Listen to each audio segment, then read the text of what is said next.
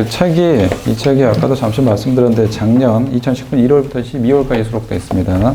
그래서 기존에 제 강의 들었던 친구들의 추록 형태고, 그 다음에 다른 선생님 강의 들었을 때 다른 선생님 강의가 기출문제에 작년 3월까지 반영되어 있습니다. 혹은 작년 1월까지 반영되어 있습니다. 그러면 그 이후에 나온 추록이라고 보시면 됩니다. 그래서 이 강의를 들어서 충분히 커버되니까 이 강의 듣고 그럼 다른 선생님 그 선생님 강의 또 들어야 됩니까? 그럴 바에 여기 있을 필요가 없지. 미쳤다고 강의를 2개 들을 지금 시간 없는데. 그래서 요거는 그냥 그대로 쭉 가시면 되고, 그 다음에 기존 선생님 강의 들었던 학생들, 특히 이제 학생들이 많이 좀 충돌이 일어난 학생들이 이 학원에 형법 선생님 몇 분 계십니다. 일단은 이 경단계 김중근 선생님 계시고, 그 다음에 해커스에 김대현 선생님 계시고, 김호록 선생님이 있고, 제가 있고 그러는데, 이 학생들이 많이 충돌이 일어나는 케이스가 어떤 케이스냐? 김호록 선생님하고 많이 충돌이 일어납니다. 김호록 선생님은 일단은 동그라미, 세모, 네모 이렇게 해서 암기하라고 하니까 이렇게 해서 키워드 잡아서 암기했는데 이 선생님 보니까 뭐야 이거? 난 이렇게 배웠는데 그냥 칭화될 거를. 그래서 뭘 설명을 해주는데 그래서 많이 좀 다릅니다. 김호록 선생님은 철저하게 그냥 암기 스타일 가고 저는 이해시키고 나서 암기를 시킵니다. 그래서 많이 좀 호환이 있을 텐데 스타일이 지금 다르기 때문에 이 선생님이 익숙했기 때문에 그냥 그대로 가시고 바꾸려고 하지 마십시오. 대신에 필요한 정보만 여러분들 그냥 흡수하면 됩니다. 취득하면 되고, 그 다음에 선생님 어느 게 이 김종국 선생님하고 뭐가 좀 안 맞다. 낯설어서 안 맞을 수가 있습니다. 낯설어서. 여러분 처음 갔을 때 예를 들어서 여러분들 어떤 프로그램 쓰는데 프로그램이 좀 바뀌었다. 예를 들어서 나 윈도우에 익숙한데 리눅스 쓴다. 혹은 자판기가 있는데 이 자판기 지금 체계에서 조금 바뀐다. 혹은 내가 자동차 기존에 나 자동차 끌고 다녔던 게 소나타 끌고 다녔는데 갑자기 소위 말해서 이 벤츠나 아니면 다른 차 SUV를 끌고 다닌다. 그러면 차가 바뀌니까 조금 익숙하는데 여러분들 익숙해지는데 시간이 좀 걸립니다. 그래서 그 차이라고 생각을 하시면 됩니다. 그 차이라고. 자, 그 다음에 우리 또 교재를 보실게. 50쪽 볼까요? 50쪽에 19번, 20번 이것도 기존 판례고, 그 다음에 21번 이것도 기존 판례이기 때문에 쭉 한번 보시면 될 것 같고, 그 다음에 밑에 기타 판례 정리해서 우리 2번, 3번, 4번 요건 체크를 좀 해두십시오. 2번, 3번, 4번. 자, 요거를 보시는데 2번부터 보겠습니다. 소문이나 제3자의 말을 인용한 언론 보도가 허위사실 적시한 것인지 판단하며 원칙적 보도 내용의 주된 부분인 암시된 사실 자체를 기준으로 그게 진실인지 살펴보고, 여러분들 어떤 형법적 판단한다 그럼 첫 번째 종합적 판단한다고 했죠. 그 다음에 전체가 큰 틀에서 판단합니다. 큰 틀에서 디테일한 부분 가지고 꼬투리 잡아서 하냐? 그렇지는 않습니다. 그렇게 법원이 치사하지는 않습니다. 자, 세 번째 컴마 다음에 그러한 소문, 제3자의 말 등의 전부를 기준으로 보도가 허위사실인지 판단해서는 안 된다. 세 번째, 우리 컴마 다음부터 밑줄 그어놓으실게요. 시험에서 그러한 소문, 제3자의 말 등의 전부를 기준으로 보도가 허위사실인지 판단해야 된다. 그럼 X가 됩니다. 자, 그 다음에 3번. 재단법인 이 사장 A가 전임 이 사장 B에 대해 재임 기간 중 재단법인의 재산을 횡령하였다고 고소했다가 무고죄로 유죄 판결을 받자 갑이 A의 퇴진을 요구하는 시위를 하면서 A가 유죄 판결을 받은 사실을 적시한 경우에 갑에게는 오로지 공공이익에 관한 것이어서 위법성이 조각된다 볼 여지가 충분하다. 자, 요거 우리 여러분들 명예훼손했는데 위법성 조각되는 거 우리 적용되는 법조문 있는데 우리 명예훼손 파트에서 위법성 조각서요. 몇 조가 있습니까? 310조가 있습니다. 310조. 310조는 위법성 조각서인데 공익성을 위해서 까발렸다. 그러면 이거 위법성이 조각된다. 이 판례 공익성이 있냐?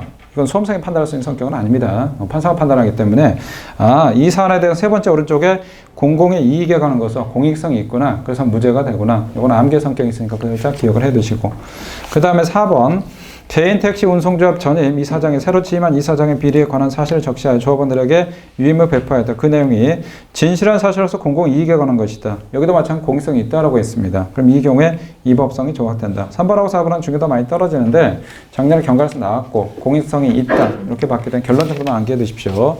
그 다음에 한 페이지 넘기시고, 그 다음에 우리 52쪽 6번 여기도 체크 좀 해둘까요?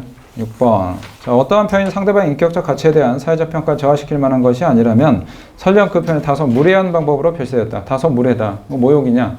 다소 무례한 것만 가지고 모욕죄가 되지가 않습니다. 자, 하더라도 이를 두고 모욕죄 구성요건에 해당한다고 볼 수가 없다. 뭐 그냥 그대로 눈에 발라주시면 될 것 같습니다. 장난치기는 조금 어렵고, 그 다음 오른쪽에 우리 22번. 자, 22번하고 24번 같이 보겠습니다. 22번. 자, 업무방해죄에서 행위의 객체는 타인의 업무이고, 여기서 타인하면 범인 이외에 자연인, 법인격 없는 단체. 법인격 없는 단체는 미등기 법인 얘기합니다. 미등기 법인에 포함될 것이냐라고 하는데, 우리 여러분들 총론에 행위의 주체, 범죄 주체, 법인하고 자연인, 범죄 주체는 누구만 된다? 자연이 사람만 됩니다. 범죄 주체는 죽었다 깨어나도 100% 사람만 됩니다. 사람이 사람을 죽일 수 있고 사람이 사기치고 사람이 물건 훔치고 사람이 강간하지. 자, 회사가 강간하냐?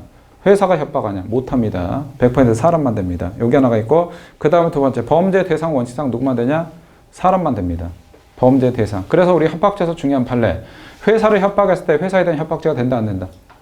안 됩니다. 회사에 대한 협박은 안 됩니다. 그 다음에 회사를 죽일 수 있냐? 회사를 삼성전자를 제가 죽일 수 있냐? 삼성전자 본관 앞에서 개새끼 칼로 휘저어버렸다. 죽냐? 안 죽습니다. 물론 상법상 죽일 수 있습니다. 해산이라는 게 그건 이제 상법을 얘기하는 거고 우리 형법상 얘기하는 거 회사를 죽이거나 그런 거는 없습니다. 근데 예외적으로 우리 범죄 주체는 100% 사람만 되는데 예외적으로 우리 범죄 대상, 범죄 객체는 법인이 되는 경우가 좀 있습니다. 그래서 우리 업무방해죄 업무 관련해서 자, 업무방해죄 업무와 관련해서는 업무에 대상이 있습니다. 업무에 또는 객체가 있는데 자, 요거와 관련해서 일단은 업무방해죄는 사람의 업무를 방해해야 된다. 그래서 사람은 될 텐데 자, 이 경우에 첫 번째 법인은 될 것이냐? 법인. 제가 업무방해했다. 삼성전자의 법인. 그 삼성전자의 법인 얘기입니다. 삼성전자의 업무를 방해하는 거 될 것이냐라고 하는데 법인은 포함을 시킵니다. 법인은. 자, 요거 하나 좀 기억하시고 그 다음에 두 번째 그러면 업무방해죄 객체와 관련해서 대학교는 포함될 것이냐? 작년에 경관시험에 나왔는데 자, 대학교 자체 자, 대학교 자체는 조금 어려운 행정용어인데 이걸 뭐라고 하면 영조물이라고 합니다. 대학교. 그래서 대학교 자체에 대해서는 이건 업무방해죄 대상이 안 된다라고 합니다. 업무방해죄. 예를 들어서 제가 뭐 국립대학교에 부정 입학했다 혹은 사립대학교에 부정 입학했다. 그러면 이때 업무방해죄, 위계한 업무방해죄가 된다. 그럼 누구에 대한 업무방해냐? 이때는 대학교 자체에 대한 업무방해가 아니고 대학교 총장에 대한 업무방해 혹은 대학교 면접심사위원들이 있죠. 심사위원에 대한 업무방해가 되는 거지 대학교 자체에 대한 업무방해가 되는 거는 아니다라고 합니다. 이건 좀 조심하십시오. 조금 어려운 용어는 영조물이라고 하는데 거기까지는 안 들어가도 되고 그냥 대학교 자체는 안 된다. 이렇게 보시면 되고 22번 자 22번의 두 번째 줄 자연인과 법인기 없는 단체 미등기 법인도 된다라고 했는데 자 밑에 24번 보십시오. 24번에 자 업무방해죄에 있어 행위의 객체는 타인의 업무이고 여기서 타인하면 범인 이외에 자연인과 법인기업 없는 단체를 가리키므로 법적 성질이 영조물에 불과한 대학교 자체 밑줄 그어놓으실까요? 대학교 자체는 업무의 주체가 될 수가 없다라고 했습니다. 업무의 주체가 될 수가 없다. 자, 밑에 우리 그럼 해설의 당구장 표시 볼까요? 당구장 표시. 영조물이란 국가 또는 공공단체에 의하여 공공의 목적에 공용되는 인적 물적 시설의 통용체다. 통일체를 말한다. 행정관서, 교도소, 대학교 뭐 이런 것들. 자, 경찰서나 뭐 이런 것들을 얘기합니다. 이런 것들은 업무의 대상이 안 된다. 이렇게 싹 기억을 해 두시고. 자, 그 다음에 23번은 요거는 뭐 새로운 판례는 아니고 기존 판례니까 풀어보시기 바랍니다. 한 페이지 넘기시고. 자, 54쪽에 우리 여러분들 기타 판례에서 1번의 사실관계 요거 체크하시고 요거 잠깐 보겠습니다. 자, 우리 개인적 용무로 고속버스 타기 위해 고속버스 터미널까지 자가용 차량을 운행한 후 자, 근처에 있던 건물 주차장에 주차했는데 주차장 관리인 갑이 위 차량을 무단 주차 차량으로 여기고 차량을 펌프와 수레사에 쇠사를 묶어버렸다. 야, 맨날 우리 집 앞에다가 우리 아파트 단지에다가 불법 주차하니까 그러니까 이 사람이 이제 처음 한번 했습니다. 자기 서울에서 부산까지 가려고 하는데 일단 차 끌고 고속터미널 근처에 보니까 아파트 단지가 있으니까 거기다 싹 불법 주차했는데 관리인이 A씨 하고 싹 이렇게 해버렸습니다. 그럼 이거 업무방해죄가 될 것이냐 라고 했는데 우리 아까 업무상 과실치상죄에서도 업무방해죄 업무 일시적이어야 된다 아니면 계속성이어야 된다? 계속적이어야 됩니다. 우리 형법상 일시적으로 하면 원칙상 처벌 안 합니다. 그래서 계속성해야 되는데 이거는 계속적으로 한 게 아니고 자, 부산까지 가려고 한 번 한 거죠. 한 번 한다. 그래서 이건 업무가 아닙니다. 업무방해죄가 안 됩니다. 자, 위에 동그라미 1번 이거 참고로 볼게요. 직업이나 사회생활사의 지위에 기한 곳을 보기 어려운 단순한 개인적인 생활에 일환으로서 행하지 않은 사무는 즉 계속적인 게 아니고 일시적으로 한 겁니다. 업무방해죄 보호대상 업무라고 볼 수가 없다. 요거 일단은 보시면 되고 자, 그 다음에 그 밑에 그 위에는 볼 필요가 없고 그 다음에 자 25번 자 27번 두 개를 한번 풀어볼까요?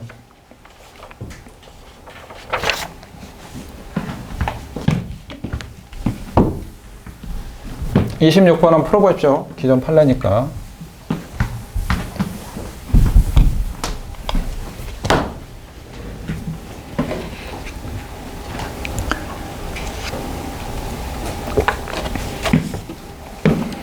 자, 일단은 우리 친구한테 한번 물어볼까? 27번을 한번 물어보자. 우리 질문을 못 받은 친구 누가 있을까?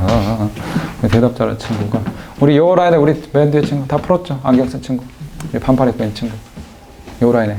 예. 자, 일단은 우리 자 27번 볼까? 27번. 자, 일단은 뭐 x 같은데 일단 맞았습니까? 틀렸습니까? 틀렸습니다. 알겠습니다. 앞으로 패스하고 안 돼. 틀렸다고 했으니까. 자, 요 라인에 우리 뒤에서 두 번째 안경 쓴 친구. 자, 검정색 옷 입은 친구. 자, 요거 맞았습니까? 틀렸습니까? 27번. 27. 틀렸어요. 틀렸다고? 안 되겠어. 남학생들 다 패스하고 여학생 가봐야지. 여학생. 자, 요 라인에 우리 맨대 여학생 보겠습니다. 맨대 여학생. 자, 27번 맞았습니까? 틀렸습니까? 틀렸다고? 에이씨, 알았어. 안 해. 자, 우리 여러분들 일단은 요 판례는 워낙 뭐 잘하는 판례입니다. 요 판례 일단 주거 침입자 된다 이건 아는데 여러분들 여러 명이 있다 그럼 반드시 여러 명의 허락을 얻어야 됩니다. 우리 여러분들 재산보험자에서 뭐라 공동 소유로 보면 공동 소유다. 그럼 이거 자기 소유로 본다. 타인 소유로 본다.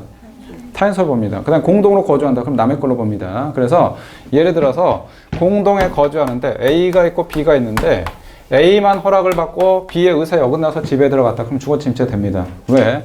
요거 반드시 허락 받아야 되는데, 자, 바람 피려고, 자, 여자친구, 그러니까 소위 말해서, 그러니까 둘이 이제 부부관계인데, 이 와이프의 허락을 얻고 남편의 의사에 어긋나갔다. 그럼 이거 주거 침입자 된다. 요건 쉬운 판례입니다. 근데 어디를 장난쳤냐? 우리 두 번째 왼쪽 볼까요?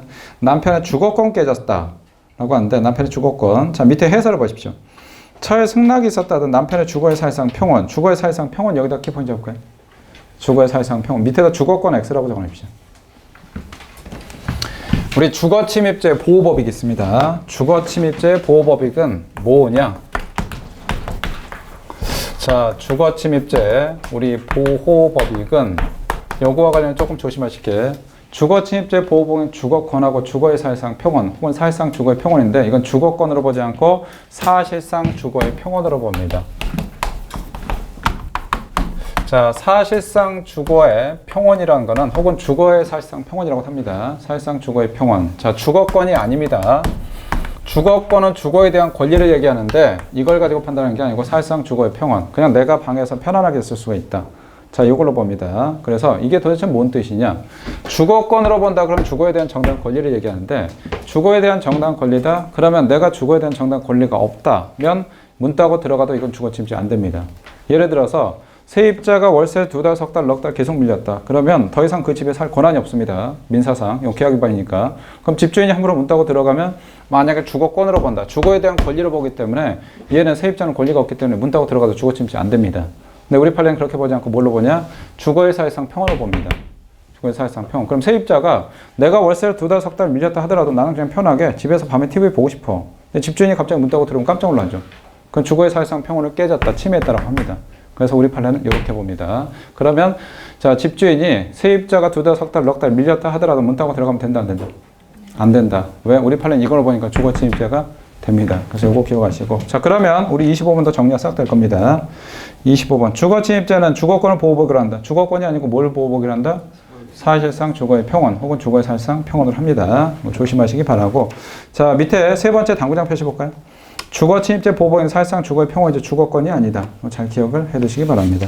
자, 그 다음에 한 페이지 넘기시고. 자, 28번, 29번. 자, 요건 뭐 어려운 거 없고 30번도 잠깐 볼까요? 30번. 주거 침입죄는 반드시 행위자의 신체 전부가 범행의 목적인 타인의 주거에 들어가야 될 것이냐. 주거 침입죄는 전부 들어갈 필요가 없죠. 우리 일명 얼굴만 들이민 사건. 일부만 들어가도 주거 침입죄 될 수가 있다. 이렇게 보시면 되고. 밑에 기타 판례 1번. 유리창에 출입이 허가된 요거 체크해 두시고. 자, 일반적으로 출입이 허가된 건물에 하여도 피고인의 출입이 금지된 시간에 화장실 출입 유리창문을 통해 들어갔다. 건조물 침입죄. 건조물 침입죄는 주거 침입죄가 됩니다. 요건 어렵지 않으니까 싹 보시고 한 페이지 넘겨보십시오. 자, 58쪽에 31번. 요거는 뭐 우리 시험에 나왔고 32번. 요것도 어려운 거 없습니다. 기존 판례니까 싹 풀어보시면 되고 그 다음에 33번하고 34번 보십시오. 자, 두 개 한번 풀어보시기 바랍니다.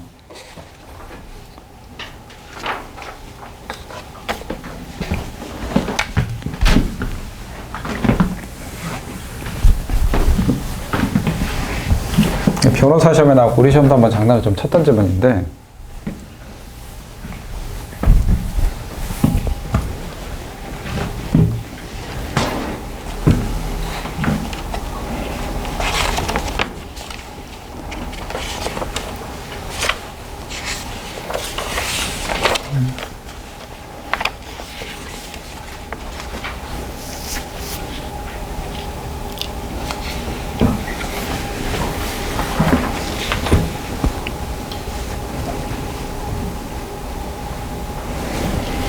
자, 일단은 여기를 좀 보겠습니다. 최근에 변호사 시험에서 장난을 새롭게 좀 쳤는데, 우리 친족상도리에 관해서 근친, 가까운 친척, 근친이라고 합니다. 근데 먼 친척은 원칙. 내가 아빠 지갑에서 돈 훔쳤다. 그럼 이거 절도죄가 되지만, 자, 우리 친족상도리에서 가까운 친척, 근친이면 어떻게 된다? 법정 효과? 무죄? 아, 무죄라고 하면 안 되지. 무죄가 아니고. 형? 면제가 된다. 군대 안 가는 군 면제라고 하죠. 깜빵 안 가는 건 뭐라고 하냐? 형? 면제라고 합니다. 범죄는 성립하지만 깜빵 안 가는 건 형 면제라고 합니다.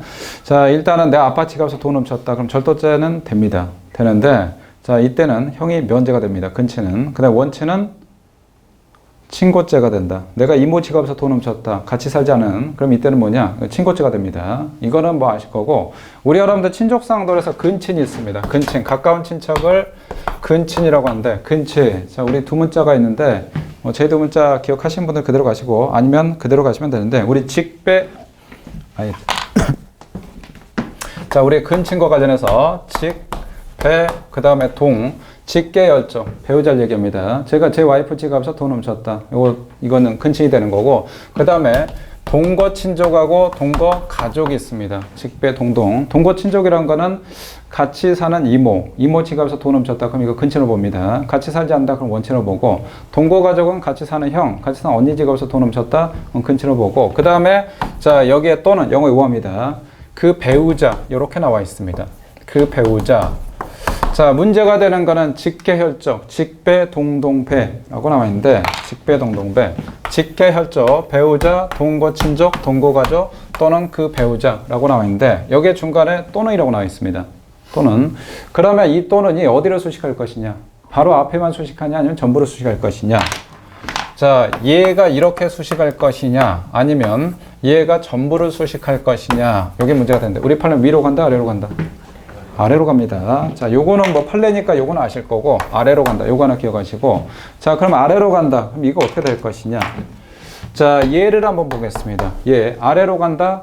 자, 직계혈적의 배우자도 포함된다는 얘기입니다. 직계혈적의 배우자. 아빠의 배우자. 엄마도 됩니다.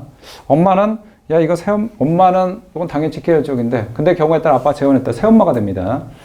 그러면 새엄마 지갑에서 내가 돈 훔쳤다. 그러면 이 경우에 근친이 될 것이냐라고 하는데, 자, 우리 판례 입장에 하면 새엄마도 직계혈적의 배우자니까 근친에 해당합니다. 해당. 이거 잡아낼 거고. 그 다음에 두 번째. 자, 사위 될 것이냐, 근친. 사위는 근친이다, 원친이다. 근친에 해당할 거냐. 사위도 근친에 해당한 걸로 봅니다. 왜 근친에 해당하냐. 자, 사위는 예를 들어서 제가 딸이 하나 있고, 딸에 사위가 있습니다. 사위가 뭐 홍길동이다라고 했을 때, 그러면 제 입장에서는 딸은 저하고 직계혈족이죠. 직계혈족. 직계혈족 꼭 위뿐만 아니라 아래도 직계혈족이라고 합니다. 위는 직계존속, 아래는 직계비속이라고 하고, 그래서 딸은 저하고 직계혈족입니다. 딸의 배우자. 직계혈족의 배우자가 되죠. 사위도 됩니다. 그다음 며느리 될 것이냐.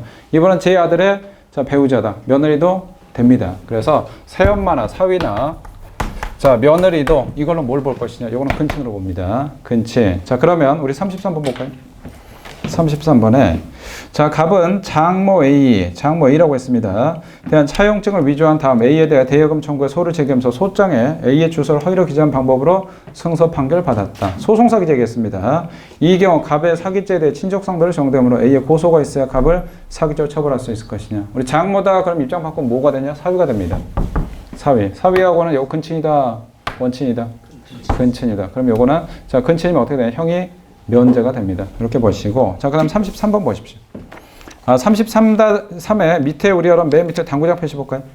새엄마, 며느리, 사위도 근친에 해당한다. 라고 하는데 이것도 밑줄을 싹 끊어서 기억하시고, 그 다음에 33-1번 보십시오. 가출을 오랫동안 연락 없이 지내던 갑이 자신의 딸과 결혼한 사위 을을 기망했다. 사위를 기망했습니다. 백화점 입점 명목으로 돈을 편취했다. 친족상도례가 적용이 되지 않는다라고 했는데, 학생들이 요거 문제 내니까 소위 말해서 요거 사돈 이렇게 쭉 나와 있는데, 사돈이면 우리 친족상도 적용 안 되는데 라고 하는데, 여기에 자, 우리 첫 번째 키포인트는 뭐냐? 사위을을 기망했다라고 했죠. 사위을. 기존의 판례와 조금 변형한 겁니다. 사위을은 뭐가 되냐? 근친이 되기 때문에 친족상도에 적용될 수가 있습니다. 조심하시기 바라고. 자, 한 페이지 넘기시고, 그 다음에 60쪽에 우리 1번, 기타 판례 1번하고 3번. 자, 요거 체크를 해 두시고. 1번, 3번. 자, 우리 3번도 잠깐 보시죠. 작년에 경과에서 나왔습니다. 피고인이 사격장에서 총기를 휴대한 채 군무를 이탈한 때 총기를 휴대하고 있는지 조차 인식할 수 없는 정신적 상태에 있었고, 자, 얘가 제정신이 아니었습니다. 군대 갔다 온 친구도 알 겁니다. 자, 그 다음에 총기는 어떤 경우라도 몸을 떠나서는 안 된다는 교육을 지속적으로 받았다. 총, 여러분들 내팽개치면 절대 안 되죠. 군대 갔다 온 친구도 알 거고, 나중에 여학생들은 잘 실감이 안 나는데요. 나중에 여러분들 중경에서 교육받을 때 교육 받을 겁니다. 여러분들 어떤 일이 있어 380 던지면 돼, 안 돼? 안 됩니다. 여러분들 380 꼭 가지고 있어야 됩니다. 여러분의 분신이다라고 생각하시면 되고, 자, 세 번째 줄에 지속적으로 받아왔다면 사격장에서 군무를 이탈하면서 총기를 휴대했다는 것만 가지고 피고인에게 불법 형성이 있다고 할 수가 없다. 얘가 타령하는데 총 가지고 타령했습니다. 훈련하다가. 얘가 신병인데, 그러니까 얘가 지금 현재 제정신이 아닙니다. 타령하면 무섭지. 잘못하면 작살나는데, 그러면 이 총을 가져갈 생각으로 불법 형성을 했기 때문에 절도가 될 것이냐라고 하는데, 얘는 일단은 유체가 이탈돼 제정신이 아니었고, 교육받을 때, 야, 총하고는 한 몸이니까 꼭 같이 움직여라. 그래서 요거는 불법 영득사가 없다라고 봤는데, 중요도 많이 떨어진데 작년에 경관에서 나왔기 때문에 그대로 쭉 좀 기억을 해 두시고, 그 다음에 34번, 요것도 뭐 쫙 보시면 되고, 35번, 이것도 기존 판례니까 보시고, 36번 보실게요. 자, 강도범행 이외에도 피해자를 계속 끌고 다니거나 차량을 태우고 함께 이동하는 등으로 강도범행을 인한 피해자의 심리적 저항불능 상태가 해소되지 않았다 라고 했어요. 그래서 두 번째 밑줄 그러니까 강도범행을 인한 피해자의 심리적 저항불능 상태가 해소되지 않았다. 즉 강도로 인해서 계속 여러분들 유지가 되고 있었다 그 얘기입니다. 강도 범인이 상해를 가한 경우 강추행위와 상해 사이에 시간적 공간적 간격이 있다. 강도상해죄가 될 것이냐. 일단 강도가 끝나지 않은 상태에서 상해를 했기 때문에 강도상해죄가 된다라고 봤습니다. 자, 그 다음에 37번. 강도에 기해 강간의 결과가 발생했다라 강도가 기소에 이르지 못했다. 강도한간죄 미수냐. 자, 요거 또 나왔네. 우리 여러분들 결과적 가중범 강도치상죄, 강간치상죄, 강간치상죄나 강도치상죄 기수 미수는 앞에 가지고 판단한다, 뒤에 가지고 판단한다. 뒤에 가지고 판단하죠. 그래서 강간이 미수에 그쳤는데 상해가 발생했다. 그럼 강간치상죄 기수. 강도살인죄도 마찬가지. 강간살인죄도 강간이 미수에 그쳤는데 죽여버렸다. 그럼 강간살인죄 기수 미수. 기수가 됩니다. 자, 마찬가지 강간상해죄나 강도상해죄. 강도가 미수에 그쳤는데 상해 입었다. 그럼 강도상해죄 기수 미수 기수가 된다. 뒤에 가지고 판단합니다. 뒤에 가지고 쭉 보시면 되고 한 페이지 넘기십시오.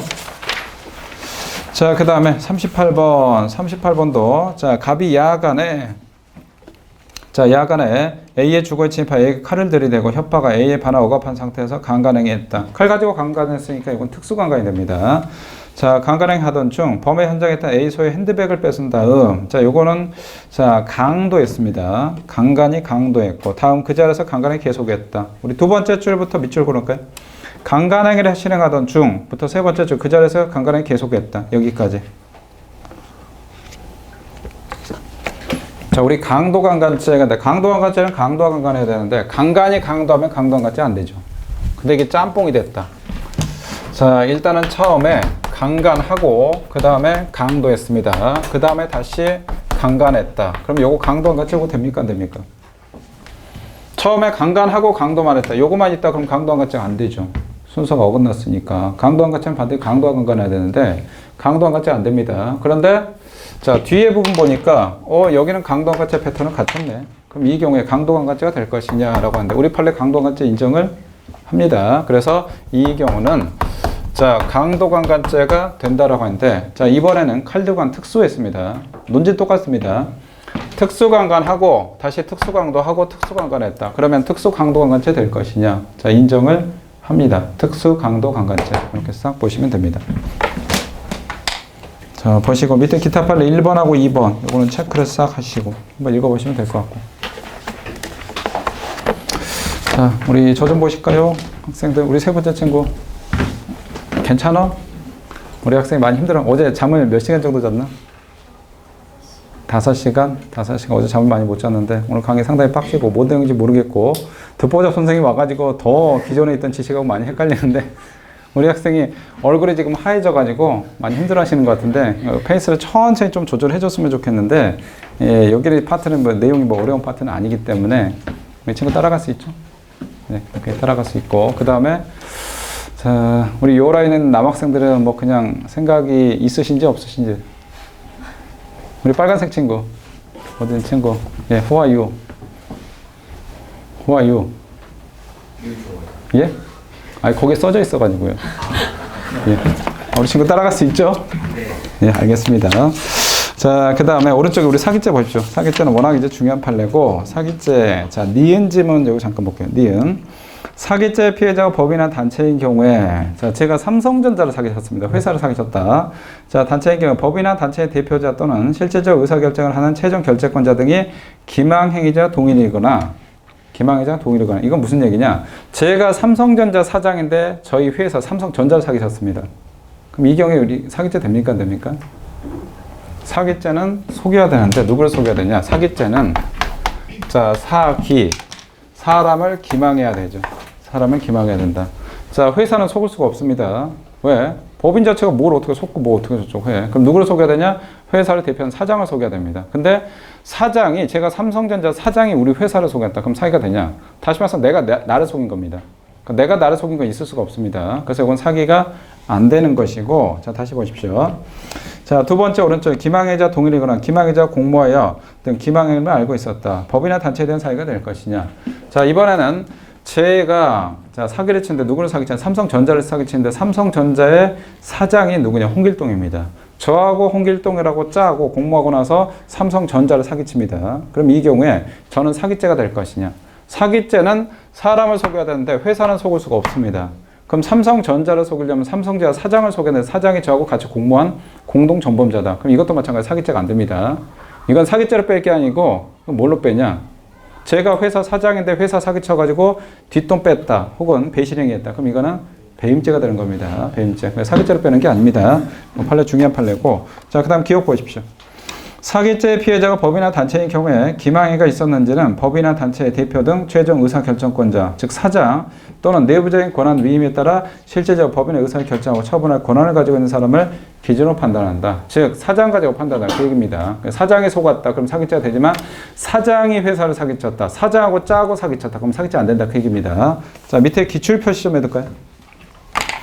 자, 니은 지문에 맨 밑에 18 법행이라고 나와 있는데 여기다 19 법원 9급, 19 검찰 9급 이렇게 적어 놓으실게요. 우리 경찰 채용시험에서는 법원직하고 검찰직은 출제위원들이 별로 참고는 안 하는데 그래도 좀 해두십시오. 아무래도 이 시험들은 우리 시험보다 조금 아래에 있다라고 생각을 하십니다. 그 다음 64쪽 보십시오. 자, 64쪽에 40번. 자, 송금 의뢰인이 다른 사람의 예금 계좌에 자금을 송금 이체하는 경우에 계좌 명의인과 수취은행 사이에 자금에 대하여 예금 계약이 성립하고 계좌 명의는 수취은행에 대하여 금액 상당 예금 채권을 취득한다. 이때 계좌 명의는 송금 의뢰인에게 그 금액 상당의 돈을 반환해야 할 의무를 짐으로써 위와 같이 송금 이체된 돈에 대하여 송금 의뢰인을 위하여 보관하고는 지위에 있다고 보아야 따라서 계좌 명의인이 그와 같이 송금 이체된 돈을 그대로 보관하지 않고 자, 인출했다. 횡령죄가 될 것이냐. 제문이 겁나 어렵긴 한데 이거는 기존에 나왔던 판례입니다. 어떤 판례냐. 제가 은행 가봤더니 원래 내 통장에 돈이 없습니다. 다 써버려가지고. 근데 계좌를 요거 한번 쫙 찍어봤더니 뭐야 1,000만 원 입금돼 있네. 알고 봤더니 A라는 사람이 다른 사람 계좌를 입금해서 제 계좌를 잘못 입금했습니다. 그래서 하늘이 나를 도왔구나. 그래서 내가 인출해 써버렸다. 그럼 난 이거 무슨 죄가 된다? 이때 우리 판례 횡령죄 인정하죠. 학자들은 점이탈 횡령이라고 하는데 이때 우리 판례 횡령이라고 합니다. 횡령. 요 판례입니다. 그대로 이렇게 싹 보시면 되고. 자, 그 다음에, 자, 41번. 자, 피기망자가 기망당한 피기망자, 속은 사람을 얘기합니다. 기망자는 사기꾼을 얘기하고, 기망당한 결과 자신의 자기 또는 부자기가 갖는 의미를 제대로 인식하지 못하여 그러한 행위가 초래하는 결과를 인식하지 못하였더라도 그와 같은 착오 상태에서 제한상 손해 초래한 행위가 있다면 피기망자 처분행위와 그에 상관한 처분행위가 있다고 보아야 된다. 요거 일명 뭐냐? 우리 밑에다 제목 하나 적어놓을까요? 서명사치 사건 이렇게 적어놓으십시오. 새로운 판례는 아닙니다. 기존에 나왔던 서명사치 사건 거기서 나온 판례입니다. 서명사치 사건. 자, 그 다음 42번 보십시오. 위조된 약소금을 진정은 진짜를 얘기합니다. 진짜 어민 것처럼 소이고 기존 물품 대금 채무의 변제를 위하여 위 채권자에게 교부해서 나중에 위조금 밝혀져 그 어음이 결제되지 않았다. 그 어음이 결제되지 않은 경우 밑줄 걸으실게요. 어음이 결제되지 않았다. 사기죄가 될 것이냐. 자, 위조금, 약소금 나오는데 약소금 나왔다 그럼 약속 빼버리시면 됩니다. 어음이라고 생각하시면 되고 선생님 어음도 잘 모르겠는데요. 그러면 여러분들 아마 수표는 또 요즘 수표 잘 안 쓰다 보니까 또 학생들이 수표 잘 안 보는 친구도 많습니다. 그래서 그냥 상품권 이렇게 바꿔도 됩니다. 상품권. 그래서 자, 요거와 관련해서 뭐냐. 위조된 어음, 위조된 상품권, 위조된 수표. 제가 A한테 돈을 1,000만 원 빌렸는데 제가 집에 가서 10만 원권 가짜 수표해가지고 한 100장 만들어가지고 요거 얘한테 야 친구야 그동안 내가 너한테 돈 1,000만 원 빌렸지. 수표로 갚을게 라고 해서 갚았습니다. 그래가지고 이거 은행 갔더니 은행에서 뭐라고 하냐. 고객님 이거 위조 수표인데요? 라고 하니까 이 친구가 저한테 와서 야, 너 임마 어떻게 나한테 이걸 줄 수가 있어? 제 얼굴에 던져버리고 돈 갚아 이렇게 합니다. 그럼 이 경우에 전 사기죄가 되냐? 그러니까 가짜 수표 가지고 혹은 가짜 상품권 가지고 돈 갚으려고 했다. 알고 봤더니 이거 가짜 수표였다. 그러면 요거는 만약에 이 수표가 결제가 돼버리면 저는 채무를 면한 채상 이익 취득합니다. 근데 사기죄가 되는데 이게 뭐라고 나있냐? 두 번째 가장 오른쪽에 어음이 결제되지 않은 경우라고 했죠. 결제가 되지 않았다. 그러면 저는 채무를 면제받지 못한 겁니다. 친구 녀석이 저한테 얼굴에 수표, 가짜 수표 던져버려 돈 갚아. 그럼 다시 돈 갚아야 되죠. 그래서 이거는 소위 말해서 채무가 면제된 채상 이익 취득이 없습니다. 그래서 이건 사기죄가 안 됩니다. 자, 요거와 관련해서 자, 밑에다 우리 여러분들 부연 설명 하나 적어 놓으실까요? 뭐라고 적어 놓으시냐? 정보적파이 땡땡에서 채무를 면제받은 재산상 이익이 없으므로 사기죄 X라고 적어 놓으십시오.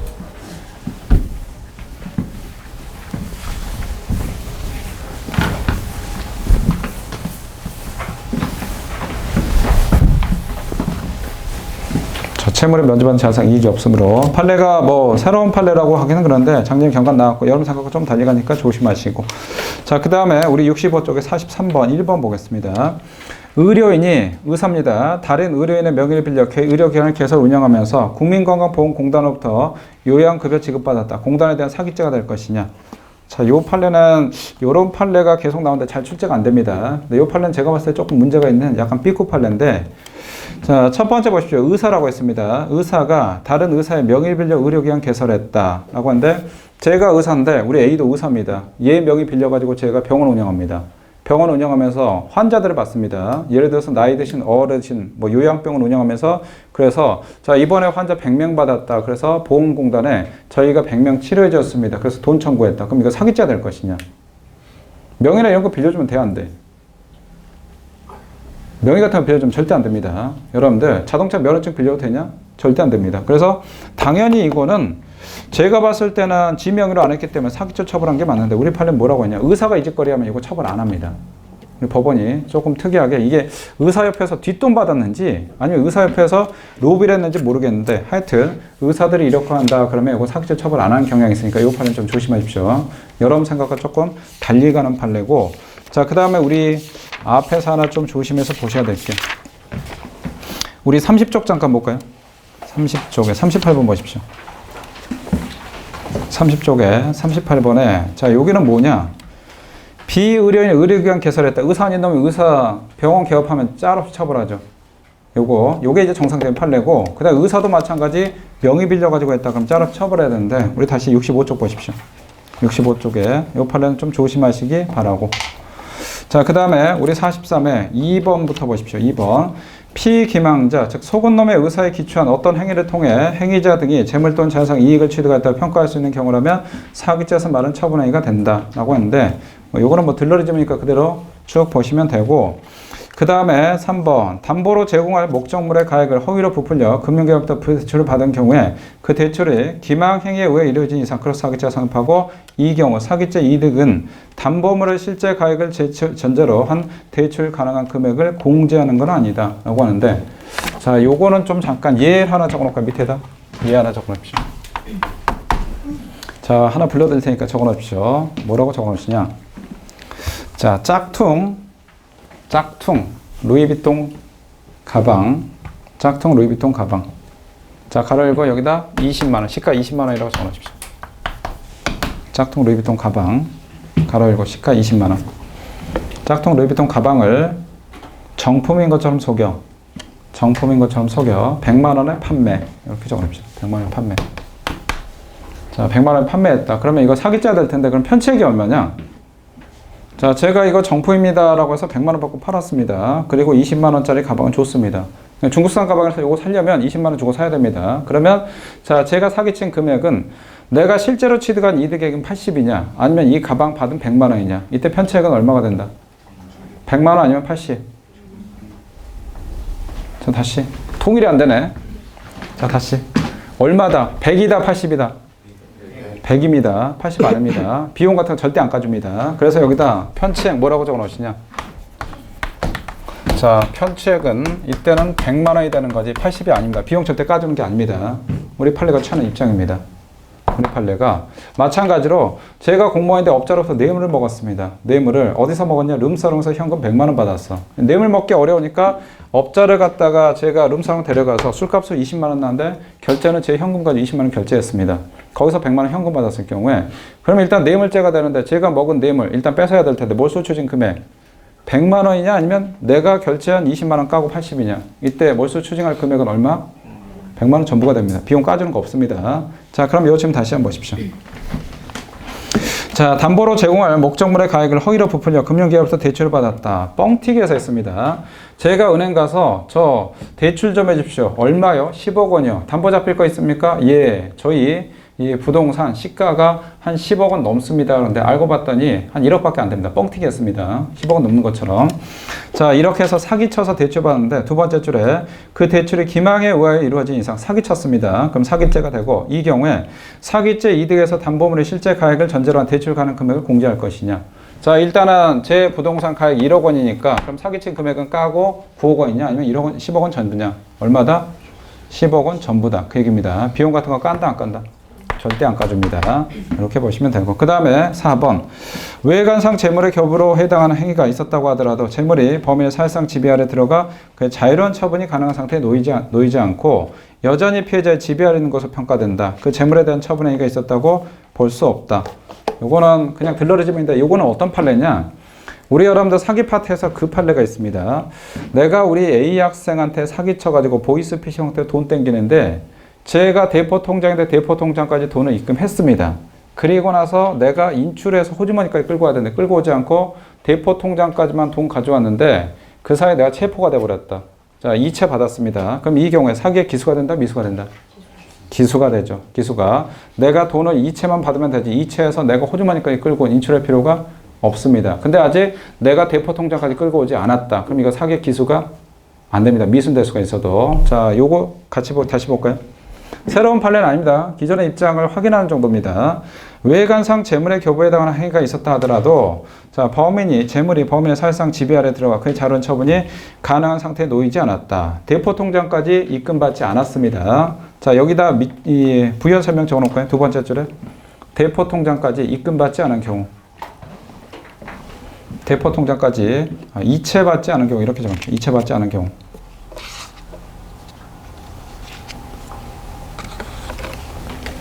자, 이체받지 않은 경우에 자, 그럼 세 번째 줄에 피해자의 지배가 있는 것을 평가한다면 그 재물에 대한 처분행위가 있었다고 볼 수가 없다. 그럼 이거 사기의 기수가 될 수가 없다. 이렇게 싹 보시고 뭐 중요한 질문은 아니고 한 페이지 넘기십시오. 자, 그 다음에 44번에 절차한 휴대전화기를 사용해 인터넷 접속 버튼을 눌러 무선 인터넷 서비스를 제공받은 경우에 자, 휴대전화기 인터넷 접속 버튼 누르면서 사용자에 의한 정보 또는 명령의 입력이 행해졌다고 보아야 하고 이로써 이동통신회사에 대해 입력된 정보 또는 명령에 따른 정보 처리가 이루어진 것으로 볼 수 있으므로 컴퓨터 사용 사기죄 될 것이냐. 자, 우리 여러분들 전화기 이미 사용했을 때, 무단 사용했을 때 자, 우리 전화기 무단 사용하면 일단 절도가 된다 안 된다? 절도가 안 되고 사기 된다 안 된다? 사기 안 됩니다. 우리 일명 유심칩 사건 요거 있죠. 사기가 안 된다. 그 다음 절도는 왜 안 되냐? 전화기 해서 통화하려고 나왔다. 이거는 전상 이익이지 재물이 아니라고 했으니까. 그 다음에 제가 남의 전화기 해가지고 지금은 여러분들 인터넷 하더라도 그냥 요금에 다 포함되는데 예전 같은 경우는 자, 인터넷 쓸 때 그러니까 요건 한참 옛날 판례입니다. 지금하고는 안 맞고 내가 인터넷을 하려면 버튼 눌러가 인터넷 하면 거기에 또 자, 인터넷 사용료 부과가 됩니다. 그럼 이거에 대해서 컴퓨터 사용 사기죄 될 것이냐라고 하는데 자, 우리 전화 함부로 사용했다. 결론 어떻게 된다? 죄가 안 됩니다. 그냥 우리 여러분들 자, 타인의 전화를 자, 무단 사용했다. 타인의 전화를 무단 사용했다. 첫 번째, 우리 절도가 될 것이냐? 절도가 안 된다. 절도의 대상은 재물만 되니까. 그 다음에 두 번째, 자, 타인의 전화를 무단 사용했다. 그러면 이거 사기가 될 것이냐? 사기가 안 되죠. 잠금 장치가 설정되어 있습니다. 그래서 제가 몇 번 했더니 긁었더니 풀렸네. 기계가 아, 우리 주인님 거보다. 그래서 전화 허용했습니다. 우리 사기죄는 누구를 속여야 되냐? 사람을 기망해야 되는데 기계를 속이면 사기가 안 됩니다. 그래서 사기가 안 되고 그 다음에 여기 이제 또 컴사기 나왔는데 컴사기 된다 안 된다? 컴사기 안 된다라고 했죠. 컴사기는 부정한 명령 입력해야 되는데 자, 지금 휴대폰하고 다릅니다. 옛날 휴대폰 인터넷 해가지고 그 옛날에 누른 휴대폰이었습니다. 여기 휴대폰이 있고 여기 폴더 형태의 액정이 있고 그러면 1번, 2번, 3번, 4번 쭉 있고 여기 인터넷 있습니다. 인터넷 버튼 꾹 누르면 인터넷이 됩니다. 제가 꾹 눌렀습니다. 그 인터넷이 됐다. 그럼 이거 부정한 명령 인정한 거냐? 아닌 걸로 봤습니다. 그래서 전화 무단 사용했다. 결론은 뭐가 된다? 결론은 무죄가 된다. 이렇게 빼시면 간단합니다. 무죄. 이렇게 싹 하시고. 자, 그 다음에 밑에 우리 기타 판례. 자, 1번, 그 다음에 4번. 체크 정도 하시고. 1번하고 4번. 1번하고 4번 체크를 싹 해두시고 1번 집은 잠깐 볼게요. 기타 판례.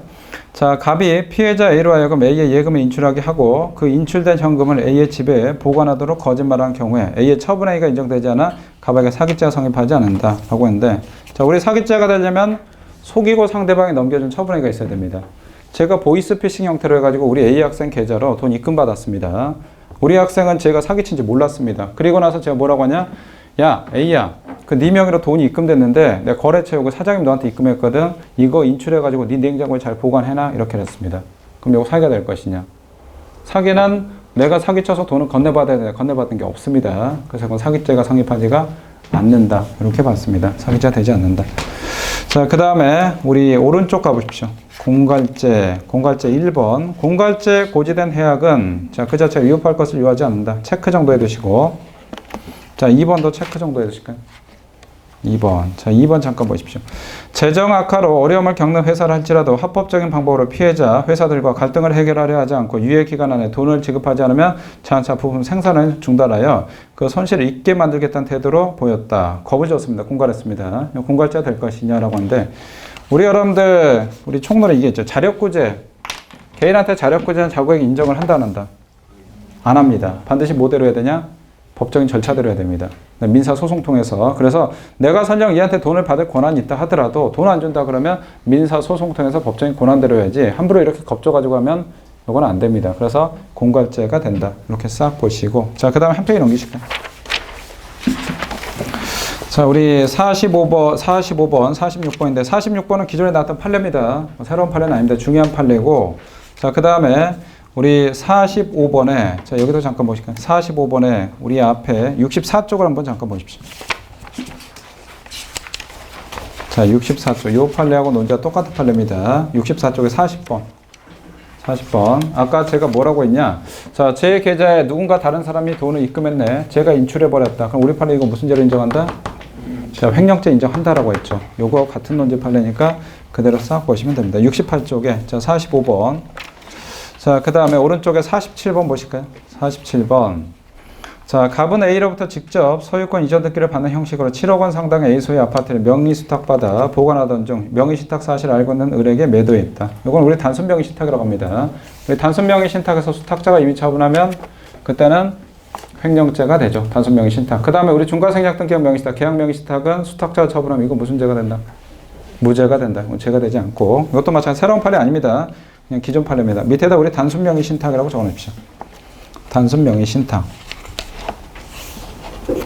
자, 그 다음에 48번. 48번은 기억, 니은, 디귿. 자, 기억을 보십시오.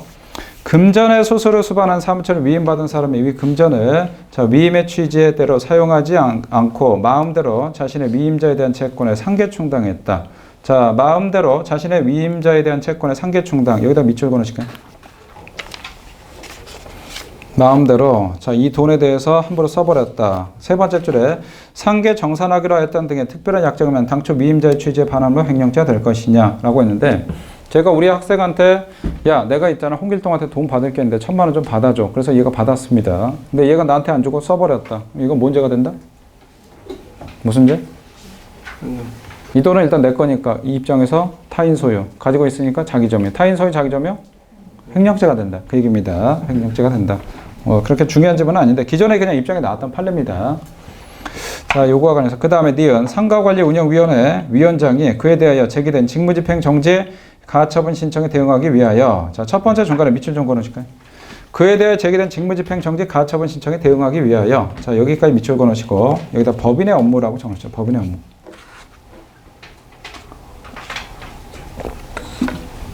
자, 위하여.